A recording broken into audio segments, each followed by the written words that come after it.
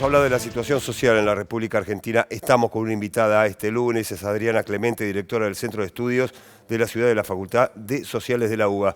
Bienvenida, Adriana, ¿cómo estamos? Muy bien, A muchas ver, gracias. varias cuestiones para hablar de la situación social del país. Una de ellas es la tarjeta alimentar. La importancia de esta tarjeta vigente y qué sucedería en el país si se retira esta tarjeta alimentar.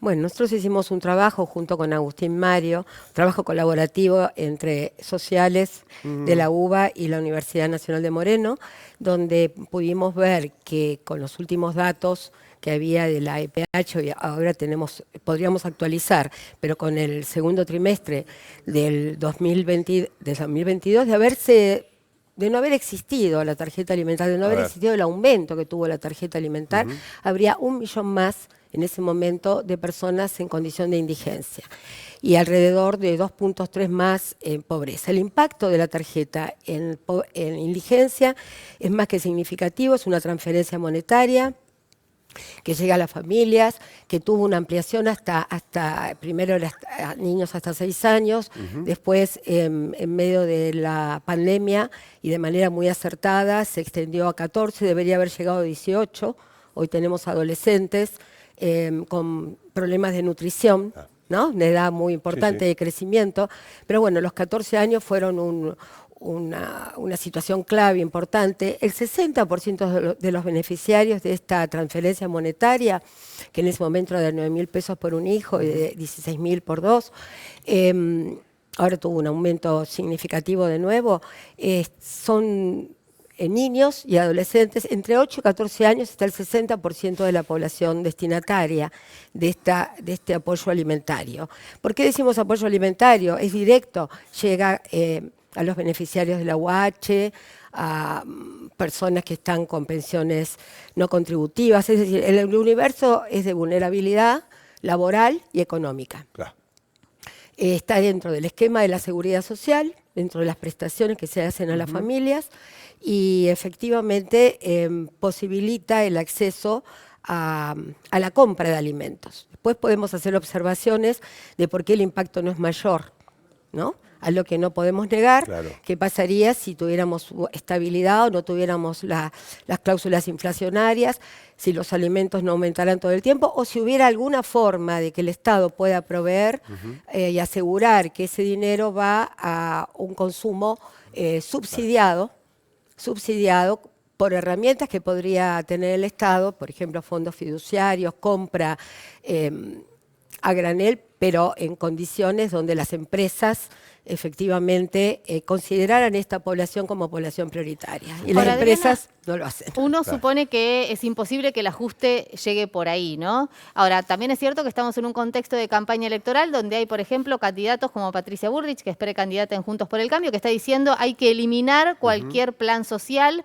y hoy uno supone que incluye las tarjetas alimentarias. Esto generaría que haya millones de argentinos que queden absolutamente desprotegidos. Y con este ejercicio vimos que 1 millón más de... Cuando decimos indigencia estamos diciendo que no se alcanza la subsistencia. Es decir, estamos hablando de lo mínimo que puede consumir una persona para mantenerse funcionando. Hay un tema de demonización muy funcional. Yo quisiera escuchar que la señora Burch hablara de lo que significa la fuga de capitales o la deuda que dejó el Fondo Monetario, que de un plumazo quita toda la posibilidad, con los pagos que se han hecho, de hacer reinversiones que realmente queden en el país. Entonces, es muy cínico el planteo, porque nosotros desde la universidad trabajamos con datos, trabajamos con información cierta, no decimos las cosas con evidencia y efectivamente los pagos que hubo que hacer este año, la deuda, aún prorrateado, aún de intereses, aún con beneficios, hubieran significado una inversión en materia de trabajo que haría que esta demanda cese. Entonces, entre los golpes inflacionarios a los alimentos básicos y el dinero que sale del país para honrar deudas que dejó el gobierno anterior, excepcionales en su magnitud y efectivamente no tiene argumentos para sostenerlo. Que está diciendo algo que suena aparentemente para un sector muy bien. Hasta que las personas vos le preguntás y en lo concreto no tienen problema que todo lo contrario, que un niño coma bien, que tenga su merienda como corresponde. A nadie se le ocurriría que eso no tenga que pasar. Decíamos, ¿no? La situación en la República Argentina, la situación social, hablamos de la tarjeta alimentar. ¿Qué está sucediendo hoy con los comedores? Bueno, la verdad el esfuerzo, yo no quiero dejar de mencionar el esfuerzo que se hace en materia de transferencia de este gobierno en todo lo que fue un momento crítico como la pandemia y la conciencia. Esto depende de la Secretaría de Integración Social del Ministerio de Desarrollo. Este es el esfuerzo que hace el Ministerio de Desarrollo, ¿no? En materia alimentaria. De ahí lo que vamos a tener después son qué hacen los municipios. Claro. ¿Qué hacen las provincias y qué hacen los municipios? Y lo que tenemos es una enorme red que ha operado para atender la crisis sociosanitaria, alimentaria, porque si hay crisis de empleo, vos tenés la posibilidad de que las personas no pueden abastecer el alimento que es indispensable. Podrás no comprarte ropa, no cambiar no arreglar un techo, pero la comida no se puede dejar no se puede omitir. En ese sentido es el principal gasto de los pobres, ¿sí? Es algo que ya se sabe, pero no hay que dejar de decirlo.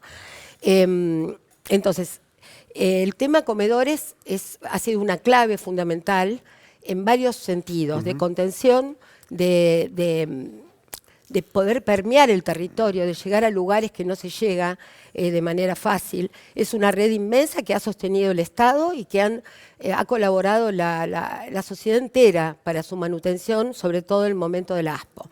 Esa red tiene al día de hoy demanda. Yo estuve haciendo algunas consultas en este tiempo, estamos haciendo un trabajo importante en Matanza, pero hablando con responsables del área en Almirante Brown, en municipios como Almirante Brown, en Quilmes, cómo están trabajando esa demanda que les lleva toda la energía, porque los alimentos frescos, las cuestiones que tienen más que ver con ese tipo de consumo, las abastecen en general los municipios, son los que se ocupan. Y esto lo podríamos proyectar a todo el país. Definitivamente ese esfuerzo es inmenso y nos está dejando entrarle a otros temas, como salud mental, como mejoramiento de la vivienda precaria, en escala. Una cosa es que se pueden hacer esfuerzos y otra que ese tema estalla también. Son muchos años, desde el 2016, que las familias no pueden poner dinero, todo el dinero se va en alimento a las familias más pobres y no pueden mejorar la vivienda. Los programas son muy pequeños, de baja escala, los hay, pero no llegan a la cobertura de esa precariedad.